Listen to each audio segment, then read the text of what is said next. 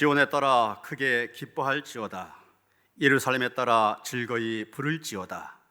보라, 내 왕이 내게 임하시나니 그는 공의로우시며 구원을 베푸시며 겸손하여서 나귀를 타시나니 나귀의 작은 것 곧 나귀 새끼니라. 호산나, 만왕의 왕으로 예루살렘 성에 입성하신 예수님, 종려나무가지를 흔들며 주님을 맞이했던 이스라엘 백성들처럼 오늘 저희들도 마음을 활짝 열고 주님을 영접하고자 합니다. 겸손하게 나귀를 타신 주님이시여, 예배한 저희들도 예수님의 마음을 본받아 하나님과 사람 앞에서 겸손한 마음을 품게 하여 주옵소서. 무거운 십자가를 지시고 끝까지 골고다 언덕을 오르신 주님이시여, 오늘 예배한 저희들도 주님의 발자취를 따라 끝까지 동행하게 하옵소서. 예수님의 이름으로 기원하옵나이다. 아멘.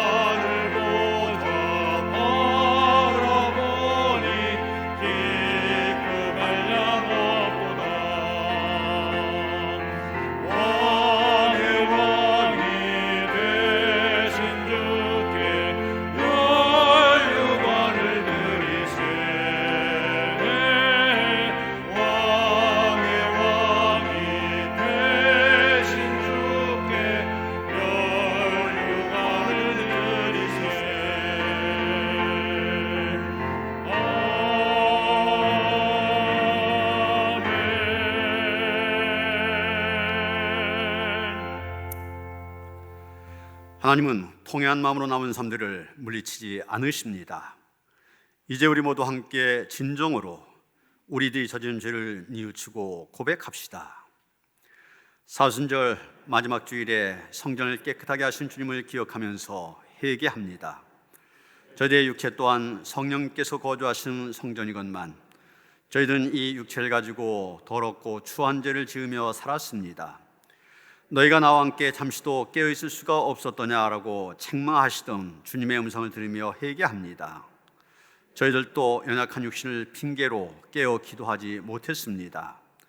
주님을 모른다고 부인하던 베드로를 안타까운 눈길로 바라보시던 주님을 떠올리며 회개합니다.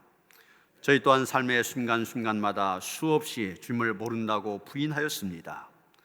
우리를 계속하여 십자가를 지신 주님, 저희의 연약함을 긍휼히 여기시고 이 모든 잘못을 용서해 주옵소서. 예수님의 이름으로 이 고백의 기도를 드립니다. 아멘. 그의 노염은 잠깐이요 그의 은총은 평생이로다. 저녁엔 울음이 깃들일지라도 아침엔 기쁨이 오리로다. 주께서 나의 슬픔이 변하여 내게 춤이 되게 하시며 나의 베옷을 벗기고 기쁨으로 띄우셨나이다. 여호와께 감사하라. 그는 선하시며 그의 인자하심이 영원함이로다.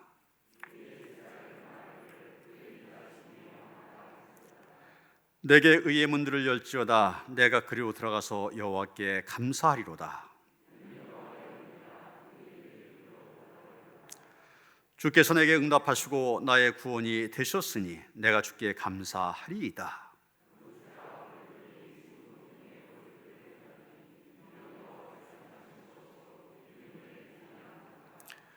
이 날은 여호와께서 정하신 것이라. 이 날에 우리가 즐거워하고 기뻐하리로다.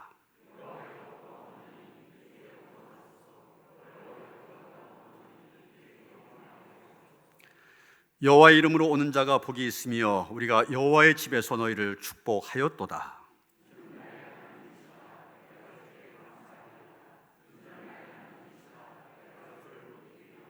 아멘.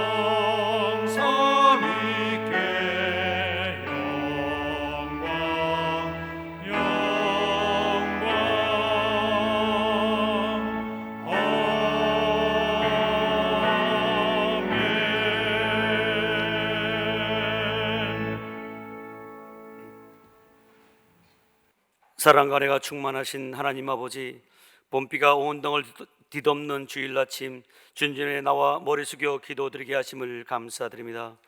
지난 한 주간 또 저희가 세상에 나가 생활하면서 서로를 비난하고 헐뜯으며 죄악된 일들이 많았음을 예배에 앞서 자백하고 회개하오니 용서하여 주시옵소서. 봄엔 촉촉한 담비를 주셔서 기온에 꽁꽁 얼어붙어 메말랐던 땅에 새 생명을 두드심 같이 이 시간 머리 숙여 기도하는 노년의 동산에도 촉촉한 은혜의 담비를 주셔서 코로나에 지치고 좌절하는 성도들을 위로하여 주시고, 많은 봄바람을 주셔서 나무를 흔들어 뿌리 끝에 있는 영양분들을 나무 몸통과 가지 끝까지 올라가게 하셔서 꽃을 맺게 하시고 잎을 돋아나게 하심 같이 이 시간 성령의 세찬 바람을 주셔서 좌절하지 않고 환난과 위험한 환경 속에서도 온 성도들이 말씀을 늘 가까이 하며 무릎 꿇고 기도하는 가운데 선한 영향력으로 좋은 이웃이 되는 교회가 되어 하나님의 영광을 나타내는 노년교회가 될 수 있도록 인도하여 주시옵소서. 하나님 아버지, 이 나라 이 민족의 정치인들을 위해서 기도합니다. 하나님을 두려워하고 경외하며 사람의 욕망과 자신의 안위와 영달을 구하는 것이 아니라 국민의 아픔과 고통을 위하여 봉사하는 공명정당한 정치가 이루어지도록 은혜 내려 주시옵소서. 하나님 아버지, 이 시간도 아픈 몸으로 고통받고 있는 성도들에게 귀한 능력의 손으로 안수하여 주셔서 모든 질병을 떠나가고 오장육부는 강건하여 하나님의 창조 질서대로 회복시켜 주시옵소서. 혈관에는 깨끗한 피가 흐르게 하시고 뼈와 근육들과 신경과 세포 조직들은 강건하여지고 모든 호르몬들은 정상적으로 분비하여 내 몸속을 침범한 더러운 영과 각종 세균병과 바이러스들은 물러가게 하여 주시옵소서. 하나님 아버지, 이 시간 우리들의 자녀들을 위해서 기도합니다. 코로나로 인하여 정상적인 수업이 이루어지지 못하고 영적인 예배도 영상으로 드리고 있습니다. 교육자들과 자녀 선생님들에게 지혜와 성령 충만함을 주시고 내 자녀와 같이 돌볼 수 있는 사랑하는 마음을 주셔서 잘 돌보게 하시고, 우리 학생들에게는 날마다 뇌세포가 새롭게 생성되고 이해력과 집중력과 기억력을 증가시켜 주셔서 놀라운 아이디어와 창조적인 사고가 넘치게 하여 주시옵소서. 하나님 아버지, 이 아침도 양들을 먹이기 위해 기도로 준비하신 목사님께서 말씀을 선포하실 때에 하나님의 능력과 감동으로 우리의 삶이 거듭나는 삶이 되게 하여 주시옵소서. 영육권의 간건함을 주시고 성령의 능력으로 붙들어 주시사 선포되는 말씀으로 인해 우리의 영혼이 변화되고 회복되고 치유되는 역사가 일어나게 하여 주시옵소서. 하나님 아버지, 오늘도 보이지 않는 곳에서 묵묵히 봉사하는 이들이 있습니다. 주님을 섬기는 성도들에게 복의 복을 도하여 주시고 맡겨진 사명에 충성을 다하여 주님의 뜻을 이루는 복된 성도들이 되게 하여 주시옵소서. 오늘 예배의 모든 것을 주님께 의탁하며 모든 말씀을 우리를 구원하신 예수님의 이름으로 기도드립니다. 아멘. 하늘에 계신 우리 아버지여, 이름이 거룩히 여김을 받으시오며 나라가 임하옵시며 뜻이 하늘에서 이루어진 것 같이 땅에서도 이루어지이다. 오늘 우리에게 일용할 양식을 주시옵고 우리가 우리의 죄 지은 자를 사하여 준 것 같이 우리 죄를 사하여 주시옵고 우리를 시험에 들게 하지 마시옵고 다만 악에서 구하시옵소서. 나라와 권세와 영광이 아버지께 영원히 있사옵나이다. 아멘.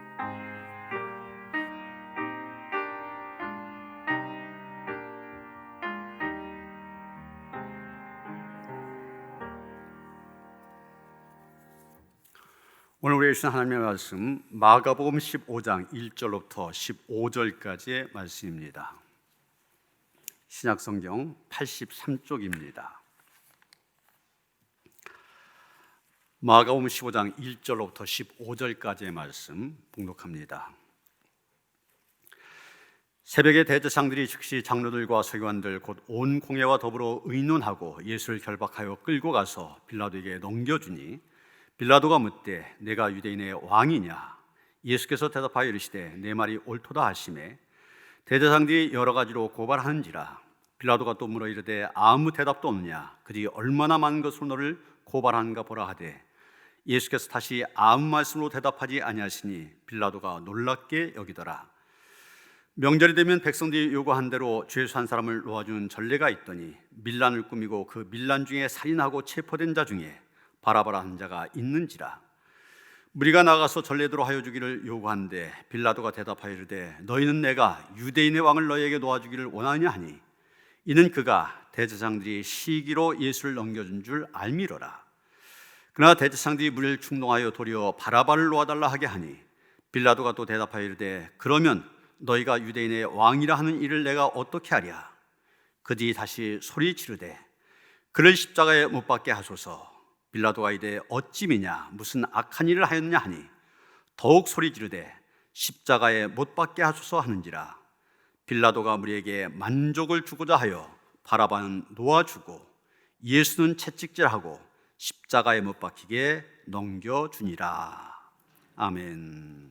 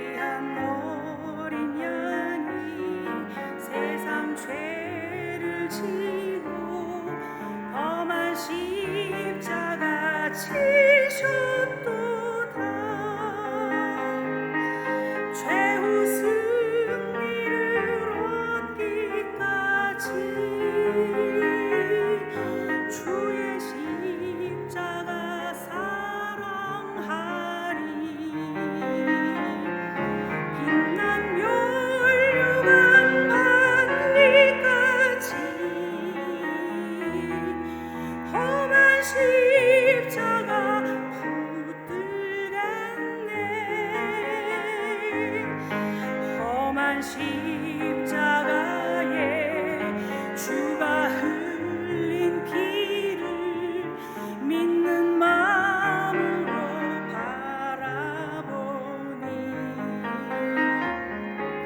나를 용서하고 내 죄 사하시려 주가 흘리신 보혈이라 죄우 승리를 얻기까지 주의 십자가 사랑하리 빛난 멸류관 받기까지 험한 십자가 붙들겠네.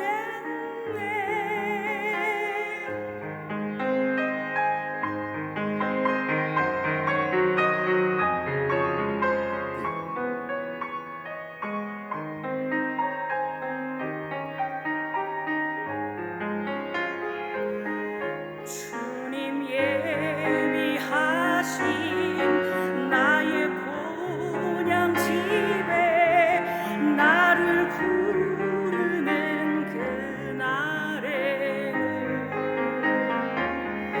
영광 중에 계신 우리 주와 함께 내가 죽도록 충성하리 죄우 승리를 얻기까지 주의 십자가 사랑하리 빛난 멸류관 받기까지 험한 십자가 붙들겠네. 죄우 승리를 얻기까지 주의 십자가 사랑하리 빛난 멸류관 받기까지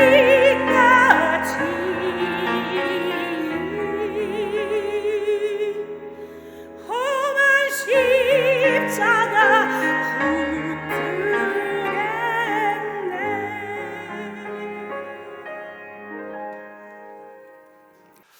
할렐루야. 말 그대로 자기 자신의 모습을 스스로 그린 그림을 가리켜서 자화상이라 이렇게 말합니다. 한자로 풀이하면 스스로 자자에다가 그림 화자, 모양 상자. 그래서 자신의 모양, 자신의 형상을 그린 것을 가리킵니다. 많은 화가들이 자화상을 가리켰는데 렘브란트 같은 경우는 100여 점이 넘는 많은 자화상을 그렸다고 알려져 있습니다. 이 연령대에 따라서 그렸는데 대표적인 것이 34세의 자화상 그리고 63세의 자화상입니다. 보신 것이 34세의 자화상 제목이 붙은 것인데 이것은 렘브란트의 인생이 가장 빛나던 때 그때의 그림입니다.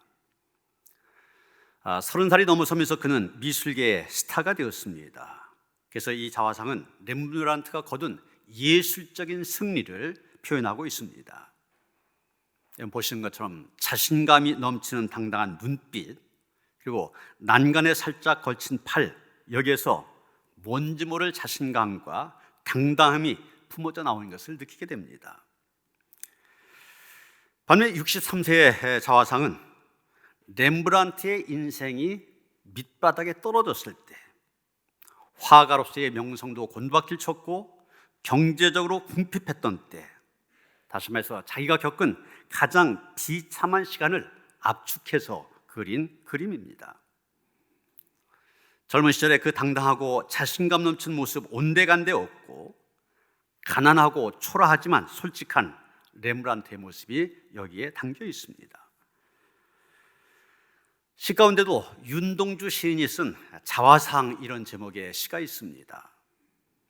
내용 이런 것입니다. 산 모퉁이를 돌아 논가 외딴 우물을 홀로 찾아가선 가만히 들여다봅니다. 우물 속에는 달이 밝고 구름이 흐르고 하늘이 펼치고 파란 바람이 불고 가을이 있습니다. 그리고 한 사나이가 있습니다. 어쩐지 그 사나이가 미워져 돌아갑니다. 돌아가다 생각하니 그 사나이가 가엾어집니다. 도로가 들여다보니 사나이는 그대로 있습니다. 다시 그 사나이가 미워져 돌아갑니다. 돌아가다 생각하니 그 사나이가 그리워집니다. 우물 속에는 달이 밝고 구름이 흐르고 하늘이 펼치고 파란 바람이 불고 가을이 있고 추억처럼 사나이가 있습니다. 윤동주 시인은 이 우물 속에 비춰진 달과 구름, 하늘과 바람, 가을, 이것을 얘기하면서 그 조화를 깨뜨린 한 사나이에 대해서 얘기하고 있는데, 이 사나이가 바로 자기 자신을 가리키는 것입니다. 오늘 종려주일 고난주일을 맞이하여서 우리에게 주어진 성경의 말씀, 바로 이 순환기사 가운데 일부분입니다. 당연히 이 오늘 말씀의 주인공은 예수님입니다. 그러나 실제적으로 보면 오늘의 사건을 이끌어가는 사람은 빌라도인 것을 보게 됩니다. 그런데 이 빌라도, 이제까지 2000년의 역사 동안뿐만 아니라 앞으로 세상 끝날까지 영원토록 치욕적인 이름으로 사람들에게 기억되게 될 터인데, 여러분 오늘 본문에 나온 이 빌라도의 모습, 어떻게 보면 바로 우리의 모습을 그린 우리의 자화상이다, 이렇게 볼 수가 있습니다. 다시 말해서 우리는 빌라도를 통하여서 우리 자신의 모습을 봐야 된다는 얘기입니다.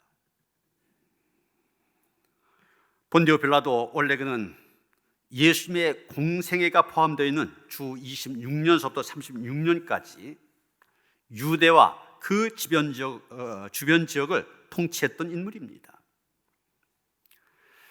그 당시 로마에서는 헤롯 대왕의 아들 아켈라오가 이 지역을 통치하는데 실패하게 되니까 이제 직접적인 통치를 위하여서 총독을 파견하게 되는데, 그 사람이 바로 빌라도입니다. 그렇게 빌라도, 그 유대 지역 최고의 실권자, 최고의 판결자, 최고의 결정권자였다, 그렇게 볼 수가 있습니다. 당연히 그는 총독으로 부임하자마자 유대인들 강하게 억압하는 정책을 펼치게 됩니다. 그러면서 로마 제국에 반대하는 열심당원들, 그들 색출하여 처형하기도 하였습니다.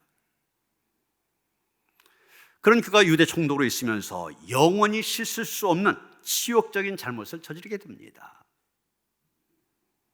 오늘 본문 1절에 보면, 새벽에 대제사장들이 즉시 장로들과 서기관들 곧 온 공회와 더불어 의논하고 예수를 결박하여 끌고 가서 빌라도에게 넘겨주니, 이런 말씀을 시작하고 있는데, 이렇게 시작된 이 빌라도의 재판, 이것이 바로 치욕적인 이름을 남기게 만든 것입니다. 여기 공회라고 한 것, 요즘 말로 하면 국회입니다. 사내들인 이렇게 말하고 있는데, 유대 지도자들로 구성된 의회입니다. 로마 제국은 자신들이 정복한 지역 주민들, 그들이 쿠데타를 일으키지 않고 세금을 잘 내면은 어느 정도의 자치권을 부여했습니다. 그래서 이 사내들이라는 공회에서 무엇이 결정됐다면 대개 그대로 집행이 되었습니다. 그런데 이 사형만큼은 아니었습니다. 사내들인 공회에서 사형을 판결한다 할지라도 최종 결정권은 로마 총독에게 있었습니다. 그래서 오늘 본문에 보면 사내들인 공회에서 예수님의 사형을 결정하였음에도 불구하고 그들은 최종적인 결정을 받기 위하여 예수님을 빌라도 총독에게 데려온 것입니다. 그래서 그 유명한 빌라도의 법정이 열리게 됩니다. 여러분 보시는 그림도 레므란트가 그린 빌라도의 법정, 그런 제목인데, 중앙 단위에 빌라도와 바라바, 예수님 같이 있는 그런 모습입니다. 빌라도는 자기 앞에 끌려온 예수님께 질문합니다. 네가 유대인의 왕이냐? 원래 대제사장들과 장로들, 서기관들, 예수님의 가르침이 당시 유대교 지도자들인 자기들에게 자기들의 권위를 위협한다, 이렇게 보았기 때문에 어떻게 해서든지 예수님을 제거하려고 하였습니다. 그런데 로마 당국의 입장에서 볼 때는 종교적인 이런 제목은, 종교적인 문제는 예수님을 사형에 처할 만한 그런 제목이 되지 못합니다. 그래서 여러 가지 좀 죄가 없다는 식의 얘기를 할 때, 그렇게 되니까 이 유대 종교 지도자들 계속해서 여러 가지 이유를 들어 예수님을 고발하게 됩니다. 그들의 고발에 대해서 예수님은 어떤 변호도 어떤 대답도 하지 않으셨습니다. 빌라도는 예수님이 죄가 없으시다고 한 것 직감하고 변호의 기회를 줍니다. 4절 보시면 아무 대답도 없느냐, 그들이 얼마나 많은 것으로 고발하는가 봐라. 그렇게 기회를 주지만 예수님 여전히 침묵하셨습니다. 이제 결정은 빌라도가 해야만 됩니다. 예수님을 사형에 처할 것인지 사형에 처하지 않을 것인지 빌라도에게 달려 있습니다. 그런데 그때 예수님과 함께 체포된 사람 가운데 바라바라고 하는 죄수가 있었습니다. 7절에 보시면 밀란을 꾸미고 그 밀란 중에 살인하고 체포된 자, 이렇게 말하고 있는 것을 보면 단순한 좀도둑이나 강도가 아닙니다. 쿠데타를 일으켰다가 실패한 중죄인에 해당되는 사람입니다. 빌라도는 그 당시 로마 제국에서 유대인들의 환심을 사기 위해서 이런 유월절 같은 명절 때 죄수 하나를 석방해 주는 그런 관습이 있었는데, 그것을 이용하여서 예수님을 풀어주고 그 바라바를 사형에 처할 수 있었습니다. 그런데 빌라도는 예수님 대신에 중죄인인 바라바를 선택하고 말았습니다. 그래서 예수님을 십자가에 못 박히게 한 것입니다. 그 한순간에 잘못된 선택으로 말미암아 그는 역사에 씻을 수 없는 큰 죄를 저지르게 된 것입니다.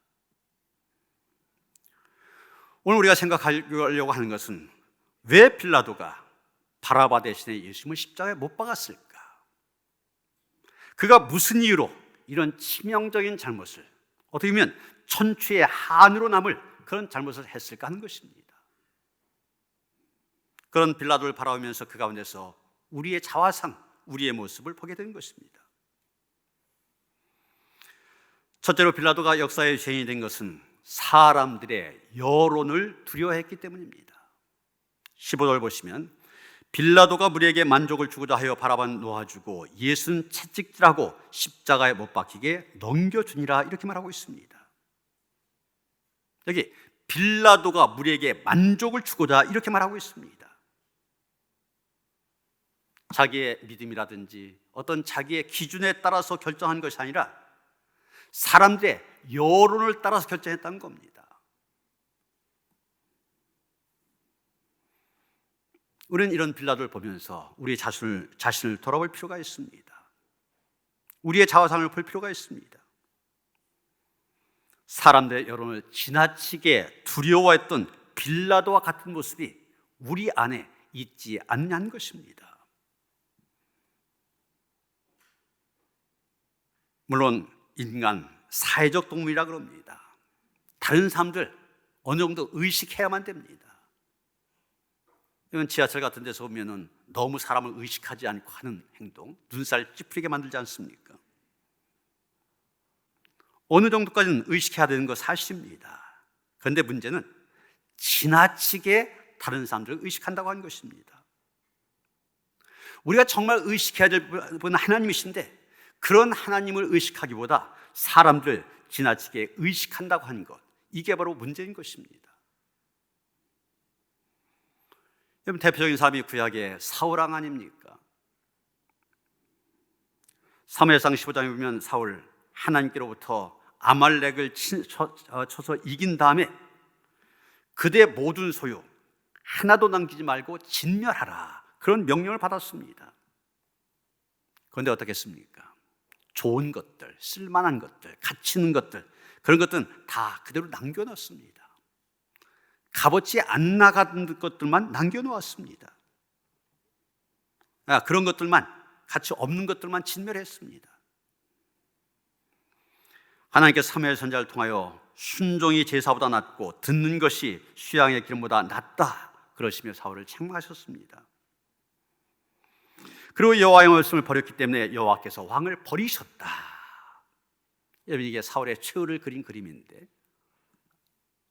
블레셋과의 전쟁에서 자기뿐만이 아니라 아들들까지 다 죽었지 않습니까? 사울이 여호와의 말씀을 버렸기 때문에 여호와께서 왕을 버려서 이스라엘 왕이 되지 못하게 하셨다. 하나님의 말씀을 전해줬을 때 사울은 사무엘 선지자의 겉옷이 찢어질 때까지 붙잡고 이렇게 말합니다. 내가 범죄하였을지라도 이제 청하옵나니 내 백성의 장로들 앞과 이스라엘 앞에서 나를 높이사 나와 함께 돌아가서 내가 당신 하나님 여호와께 경배하게 하소서. 이건 무슨 얘기입니까? 요즘 아이디 쓰는 표현대로 하면은 나를 백성들 앞에서 쪽팔리지 않게 해주십시오. 내가 지금 이렇게 매달리고 있지 않습니까? 그러니 제발 내 신하들과 백성들 앞에서는 나를 좀 높여주십시오. 이런 얘기입니다. 여러분, 금방 사무엘로부터 무슨 얘기를 들었습니까? 하나님께서 너를 버리셨다. 하나님께서 자기를 버리셨다는 얘기를 들으면서도 이 사울은 백성들 앞에서 자기의 체면만을 생각하고 있습니다. 그러나 하나님이 그를 버리실지라도 백성들의 인기만은 버릴 수가 없었습니다. 불꽃 같은 눈으로 보시는 하나님을 의식하기보다도 사람들의 여론을 더 의식하였습니다. 사울왕, 요즘 유행하는 말로 하면 포퓰리즘, 즉 인기, 영합주의에 사로잡힌 사람이었던 것입니다. 사울뿐만이 아닙니다. 요즘에도 사람들의 여론을 지나치게 두려워하는 사람들 많이 있습니다. 대표적인 사람들이 정치인들이죠. 여론에 따라서 왔다 갔다 합니다. 그런데 하나님을 믿는다고 하는 그리스도인들 가운데도 이 포퓰리즘에 사로잡힌 사람들 많이 있습니다. 하나님 나를 어떻게 평가하실까? 이런 걸 생각하기보다는 사람들의 평가에 너무 신경을 쓰는 겁니다. 어떤 사람이 지어낸 얘기인데 이런 얘기가 있습니다. 어느 식당 뒤에 개들이 모여 있었습니다. 이 개들은 요리사가 음식을 만들고 나서 그 음식 찌꺼리를 던져주면 그것을 가지고 음식 맛이 어떤지를 평가했습니다. 어느 날 요리사가 개들이 자기의 솜씨를 평가한 것을 알게 되었습니다. 그때부터 이 요리사는 날마다 그 개들의 평가에 신경을 쓰면서 개들이 좋아하는 음식을 만들었습니다. 이 요리사 어떻게 되었겠습니까? 쫓겨났습니다. 여기 요리사, 누구의 평가에 신경 써야 됩니까? 당연히 손님들의 평가에 신경을 써야만 됩니다. 비싼 돈 주고 음식 먹기 위해 찾아온 고객들의 평가에 신경을 써야 됩니다. 마찬가지입니다. 우리를 진정으로 평가하실 분은 오직 하나님 한 분뿐이십니다. 그러게 우리는 사람의 평가가 아니라 하나님의 평가에 신경을 써야 됩니다. 그러므로 사람의 눈 두려워하지 말고 하나님의 눈 두려워하시길 바랍니다. 사람들을 의식하며 사는 것이 아니라 하나님을 의식하는 삶을 살아가시길 바랍니다. 사람의 여론에 흔들리는 삶이 아니라 하나님께서 원하신 기준을 따라 하나님의 말씀을 따라 살아가는 성도들 되어주시길 바랍니다. 두 번째, 베드로가 예수님을 십자가에 못 박으라고 유대인에게 넘겨주고 또 바라바를 살려준 것은 그에게 출세에 대한 과도한 욕심이 있었기 때문입니다. 이런 같은 빌라도의 재판이 나오고 있는 요한복음 19장 10절에 보면 이런 말씀이 나옵니다. 빌라도의 한 말인데, 내게 말하지 아니하느냐, 내가 너를 놓을 고난도 있고 십자가에 못 박을 고난도 있는 줄 알지 못하느냐. 이 말을 보면 빌라도는 분명히 권세자의 자리에 있었습니다. 사람을 죽이고 또 죽일 수도 살릴 수도 있는, 흔히 말하는 생사여탈권을 손에 쥐고 있는 그런 막강한 권세 자리에 있었습니다. 그래서 또 같은 얘기가 나오는 마태복음 27장 17절 보면, 내가 누굴 너에게 놓아주기를 원하느냐, 바라바냐, 그리스도라 하는 예수냐. 유대인들에게 질문까지 했습니다. 그러나 결국에 가서는 예수님 대신에 바라바를 선택하고 말았습니다. 그리고 예수님을 십자가에 못 박히도록 내어주었습니다. 마태복음 27장 24절에 보면 그가 이렇게 선택한 또 하나의 이유를 말하고 있습니다. 빌라도가 아무 성과도 없이 도리어 밀란이 나려는 것을 보고 이렇게 말하고 있습니다. 무엇을 봤다고 했습니까? 밀란이 나려고 하는 것을 보았다고 했습니다. 만약 예수님 대신에 바라바를 십자가에 못 박으라고 판결을 내린다면 밀란이 일어날 것 같아서 예수님을 십자가에 못 박으라고 그렇게 결정을 했다는 겁니다. 요한복음 19장 12절에 보면 좀 더 구체적으로 그 당시의 상황에 대해서 얘기하고 있습니다. 이러므로 빌라도가 예수를 놓으려고 힘썼으나 유대인들이 소리질러 이르되 이 사람을 놓으면 가이사의 충신이 아니니이다. 무릇 자기를 왕이라 한 자는 가이사를 반역한 것이니이다.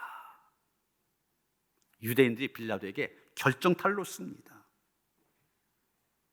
처음엔 빌라도가 예수님을 놓으려고 놓아주려고 힘썼다고 그랬어요. 예수님에게 죄가 없다고 한 것 알고 풀어주려고 했던 겁니다. 그런데 유대인들이 소리칩니다.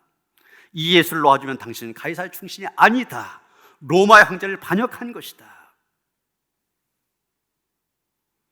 그 소리를 듣고 빌라도는 생각합니다. 안 되겠다. 잘못하다가는 나도 쿠데타 세력으로 몰려서 황제에게 문제가 되겠구나. 이런 생각이 들어서 갑자기 마음을 바꾸게 된 것입니다. 이렇게 빌라도에게는 출세에 대한 욕심이 있었습니다.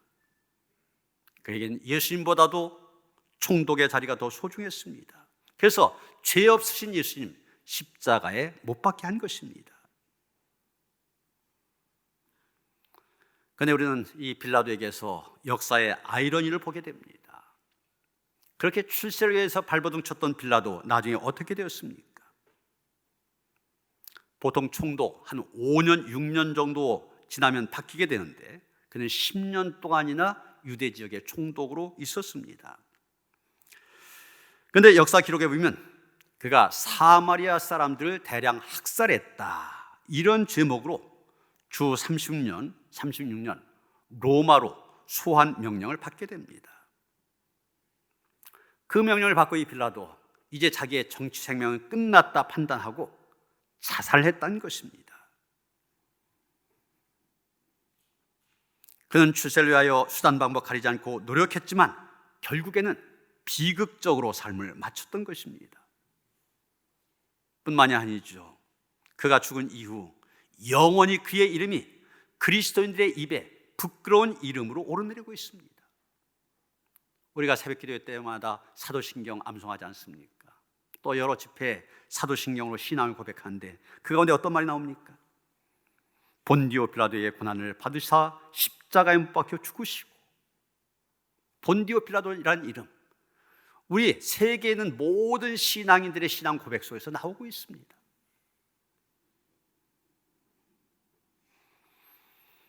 그런데 이런 빌라도와는 달리 출세를 위해서 산 것이 아니라 섬기기 위해서 사신 분이 있습니다. 한국에 시바 있죠. 살아있는 푸른 십자가, 한국의 작은 예수, 이런 여러 가지의 이름으로 불려지고 있는 장기려 박사입니다.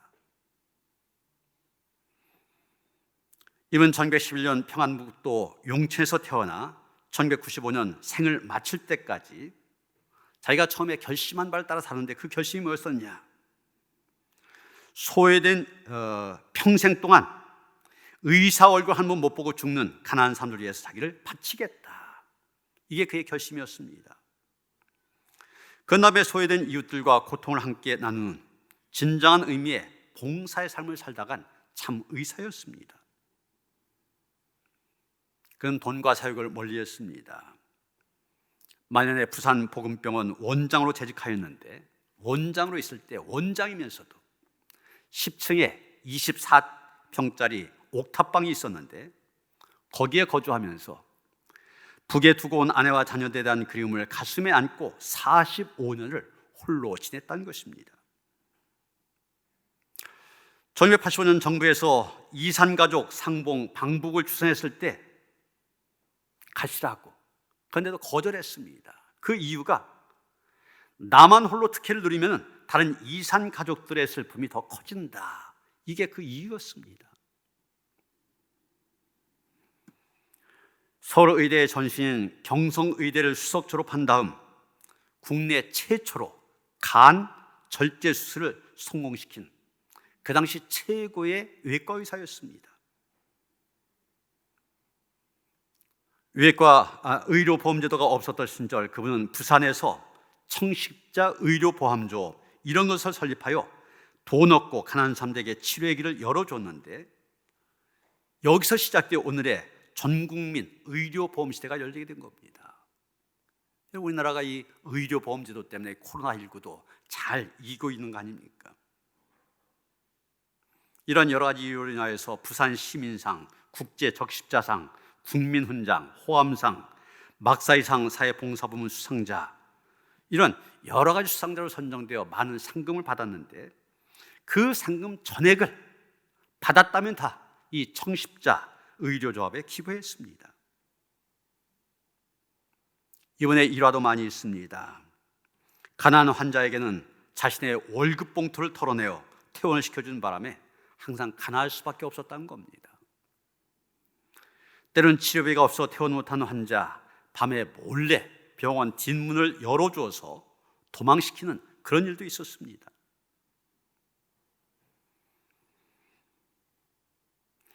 이분은 자기 제자들에게 이렇게 말했다고 합니다. 나는 의사로 기억되기보다 주님을 섬기다 간 사람으로 기억되길 바란다. 그리고 마석 모란공원에 안장되어진 이분의 그 비문에는 주님을 섬기다 가신 분이 여기 잠들다 이렇게 적혀 있다고 합니다. 우리는 지금 학벌 만능주의, 미모 지상주의, 성공 지상주의, 물질 만능주의, 출세 지상주의, 이런 것들이 만연한 그런 시대를 살아가고 있습니다. 물론 출세한 게 나쁘다고 말하는 거 아닙니다. 출세하지 말라는 거 더더욱 아닙니다. 이왕이면 우리 기독교인들, 그리스도인들 출세해야 됩니다. 낮은 자리보다는 높은 자리에 올라가야 더 큰 영향력을 행사할 수가 있습니다. 지시를 따르는 사람보다는 지시하는 사람이 복음을 증거할 때 더 효과가 있는 것도 사실입니다. 그러기에 우리 그리스도인들 출세해야 됩니다. 그러나 우리가 기억해야 될 것이 있습니다. 출세 지상주의자가 되어서는 안 된다고 하는 것입니다. 출세를 위해서 무엇이든 서슴없이 행동하는 사람이 되어서는 안 된다는 얘기입니다. 빌라도처럼 출세에 대한 과도한 욕심을 부리기보다는 장기려 박사님처럼 섬기는 사람들이 돼야 한다는 것입니다. 세 번째로 빌라도의 잘못된 선택은 양심의 소리를 외면한 데서 왔습니다.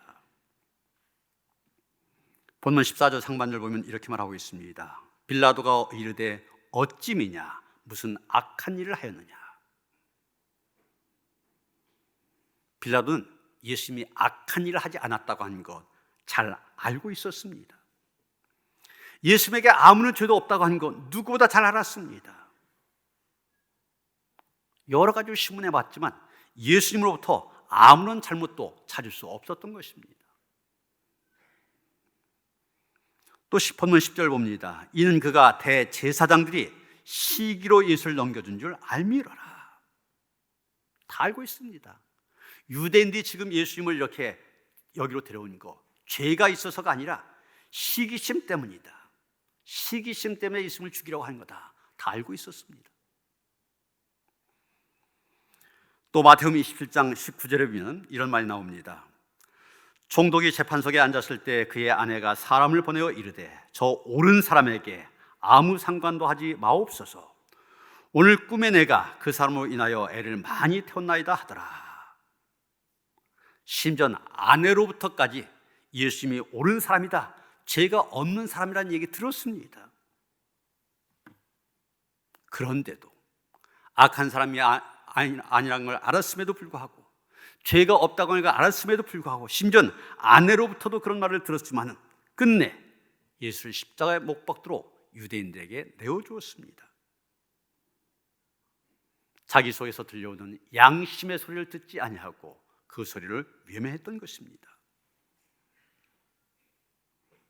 여러분, 우리는 어떻습니까? 우리 역시 빌라도처럼 양심을 잊고 산 때 있지 않습니까? 때로는 양심의 찔림을 받으면서도 내가 손해보지 않으려고, 혹은 유혹의 눈이 멀어서 양심을 팔았던 때 없습니까? 우리가 그리스도이면서도 빌라도처럼 큰 죄는 아니라 할지라도 양심을 팔았던 때가 있습니다. 그래서 바울은 디모데전서 1장 19절에서 자기의 제자 디모데에게 이렇게 권면하고 있습니다. 믿음과 착한 양심을 가지라. 어떤 이는 이 양심을 버렸고 그 믿음에 관하여는 파손하였느니라. 믿음의 사람들, 하나님께서 주신 착한 양심을 갖고 살아야 된다는 얘기입니다. 어떤 상황에서도 이 양심을 팔아서는 안 된다는 얘기입니다. 종교개혁자인 마틴 루터가 보름스 국회에서 황제의 재판을 받을 때였습니다. 황제가 루터에게 종교개혁을 주창하며 내걸었던 95가지 반박문, 그것을 취소할 수 없느냐 물었습니다. 네가 취소하면 살 것이고 취소하지 않으면 처형될 수밖에 없다. 최후 통첩을 한 것입니다. 그때 루터 저 유명한 말로 대답을 하였습니다. 나의 양심은 하나님의 말씀에 사로잡혀 있습니다. 나는 아무것도 취소할 수 없습니다. 왜냐하면 양심에 반한 것은 옳지 못하고 완전한 일이 아니기 때문입니다. 내가 여기에 서 있나이다. 난 다른 일을 할 수 없나이다. 오 하나님, 나를 도와주소서. 여러분, 양심이란 말, 영어로 컨션스 이런 말 쓰고 있는데 라틴어 컨센티아 이런 말에서 나왔습니다. 그런데 이 라틴은 함께 안다, 이런 어원적인 의미를 갖고 있습니다. 다시 말해서 양심이 뭐냐? 내가 알고 하나님께서 함께 아시는 것, 그게 바로 양심이라는 얘기. 루터가 자기가 하나님 앞에 서 있다고 했지 않습니까? 이 말은 이 사실을 옳다고 한 것, 내가 알고 하나님도 아십니다. 그런데 내가 어떻게 부인할 수 있느냐, 그런 얘기입니다. 그리고 그 결과도 하나님께 맡기고 있습니다. 여러분, 양심은 하나님도 아신다고 하는 생각, 그리고 내가 하나님 앞에 서 있다는 생각을 가질 때 지킬 수가 있습니다. 하나님께서 아신 거 내가 어떻게 부인할 수 있습니까? 그래서 양심을 따라 살 때, 그 결과를 하나님께서 책임지는 믿음 가질 때 어떤 상황 속에서도 양심을 지켜낼 수가 있는 것입니다.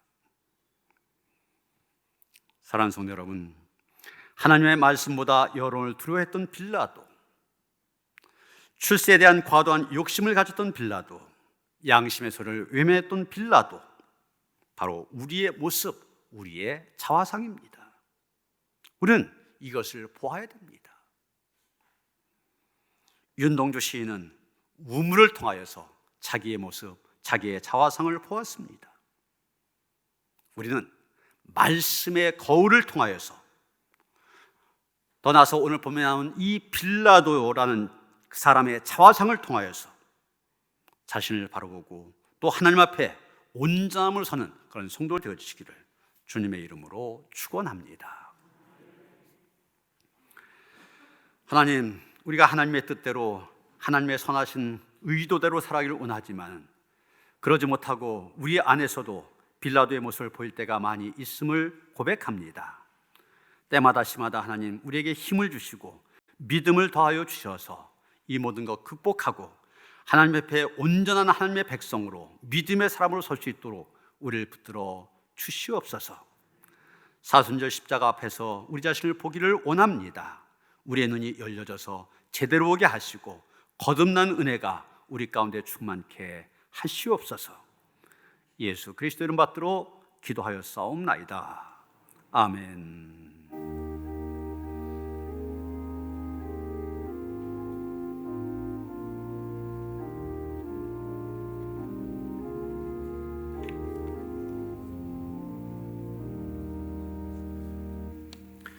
150장 구찬송 135장 찬송하시며 봉헌하시겠습니다.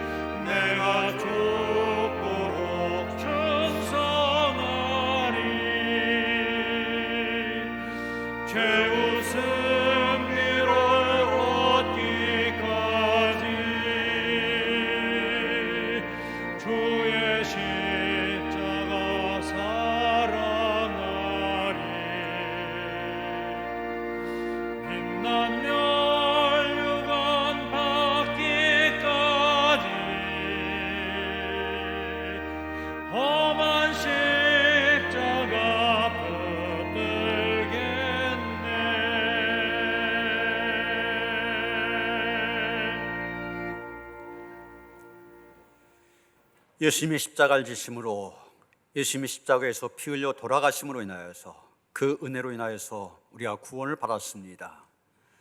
그 구원의 은총을 찬양하는 성도들이 오늘도 거룩한 자에 나와 주님을 예배합니다. 마음을 다하고 정성을 다하여 드리는 우리의 예배를 기쁘게 받아 주시옵소서. 그리고 그 주님의 남은 고난을 내 안에 채우려간 성도들에게 은혜 허락하여 주시어서 주님의 고난에 동참함으로 우리 역시 주님의 부활의 능력에 함께할 수 있도록 은혜를 베풀어 주시옵소서. 마음을 다하고 정성을 다하여 드리는 귀한 힘을 기쁘게 받아주시고 그 손길들 축복하시옵소서. 또 이물질 씌어진 곳곳마다 하나님의 존귀한 이름이 전해질 뿐만이 아니라 예수 이름의 구원의 능력도 함께 전해질 수 있도록 함께 하시옵소서. 우리 주 예수 그리스도 이름 받들어 간절히 축원하며 기도하옵나이다. 아멘.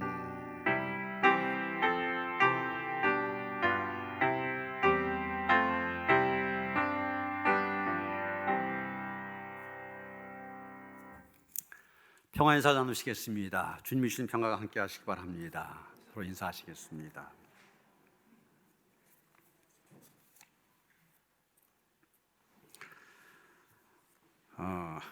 지금 코로나19 우리가 이런 정도로도 예배를 드릴 수가 있는데 예배를 드리기 위해서 우리가 더욱더 노력해야 되리라 생각이 되어집니다. 어제 보니까 전체 확진자가 500명을 넘어섰고 우리 남동구가 또 이렇게 위험하더라고요. 도림동에서도 그런 일이 나고 그만큼 우리 주변에서 쉽게 있을 수 있는 일이기 때문에 우리가 교회 안에서뿐만 아니라 교회 바깥에서도 조심해야 된다는 얘기입니다. 우리가 조심하며 사는 것이 우리 사회를 지킬 뿐만이 아니라 우리 교회도 지키고 예배도 지키는 일이다, 이런 마음을 가지고 우리 믿는 사람들이 이 코로나19를 극복한 일에 모범을 보일 수 있도록 그렇게 협력하시기 바랍니다.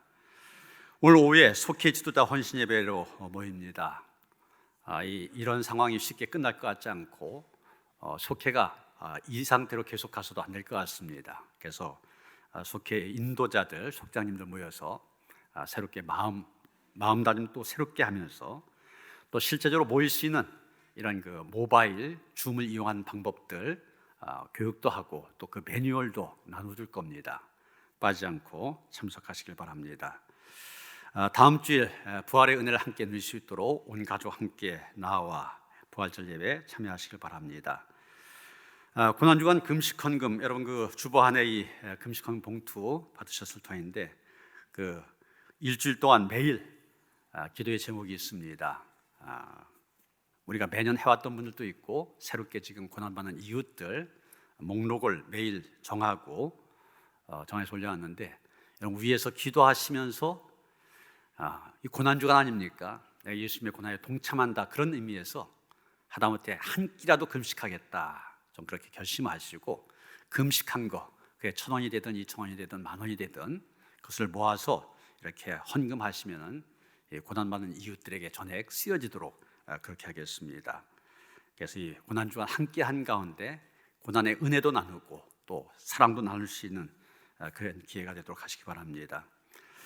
이번 주에 성금요일입니다. 그래서 성금요일 예배 드리게 되는데 성찬식 함께 합니다. 온라인으로 생중계 될 터인데 가정에서 예배 드릴 때 전에 하셨던 것처럼 가정에서 이 빵과 포도 준비하셔서 참여할 수 있도록 그렇게 하시기를 바랍니다.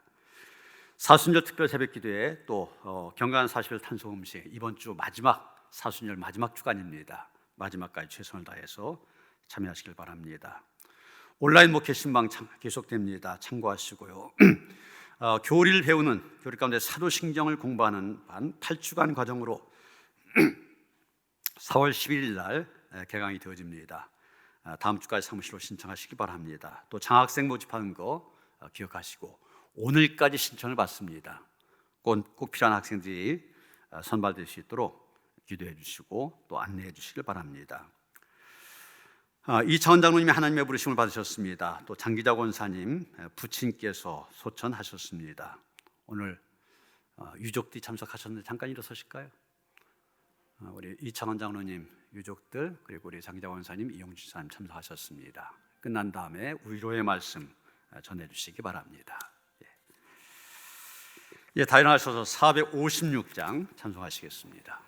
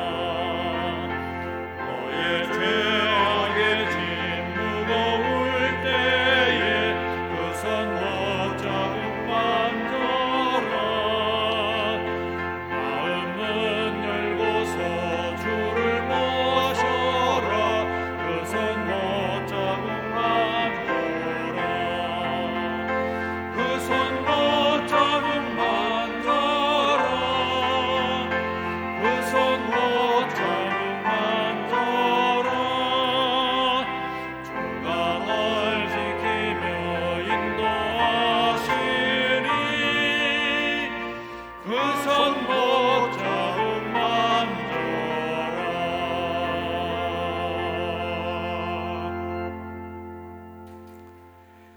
이제는 십자가에 피 흘려 돌아가심으로 우리를 죄 가운데서 구원하신 우리 주 예수 그리스도의 은혜와 독생자를 아낌없이 우리 위하여 주신 하나님 아버지의 그 극진하신 사랑과 성령의 감화 감동 역사하심이 이 고난주간을 시작하면서 예수님의 뒤를 따라 고난의 길을 걸어가며 그 고난에 동참하며 주님의 남은 십자가 내 안에 지기를 원하는 주의 모든 성도들 가운데 이제로부터 영원토록 함께 하시옵기를 간절히 축원하옵나이다. 아멘.